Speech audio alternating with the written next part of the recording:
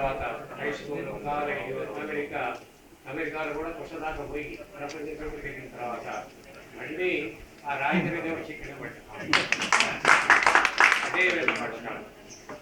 మరి వేద పాఠశాలకు అలంకారం లాంటిది ఇప్పుడు కూడా ఉండాలి, ఉండాలి.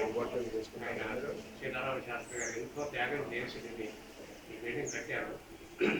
18 సంవత్సరాలు నడిపారు. మళ్ళీ గణేష్ దీన్ని కంటిన్యూ చేస్తాడు. చాలా సంతోషకరమైన విషయం. ఈ ఊరుకు మంచి పేరు రావాలనేది నాకు చాలా కాంక్ష. అన్ని విధాలు ఏ పని చేసినా ఈ పేరు ఊరుకు మంచి పేరు రావాలి. బ్రాహ్మణులు ఎంతోమంది వచ్చి ఇక్కడ మైగ్రేట్ అయ్యి సెటిల్ అయ్యింది ఒక ధర్మక్షేత్రం, పుణ్యక్షేత్రంగా తయారు చేశారు. దీని పేరు తగ్గకూడదు.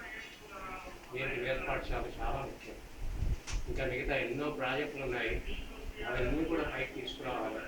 ఈ వెలుగుకు మాత్రం మంచి పేరు రావాలి. ఈ తెలంగాణ వచ్చిన తర్వాత మంథనీకి చాలా పెద్ద పేరు వస్తుంది ముందు. అప్పుడు దాని ప్రయత్నానికి మనం చేయాలి, సహకారం చేయాలి. ఈ వేద పాఠశాల గైడ్ ఫౌండేషన్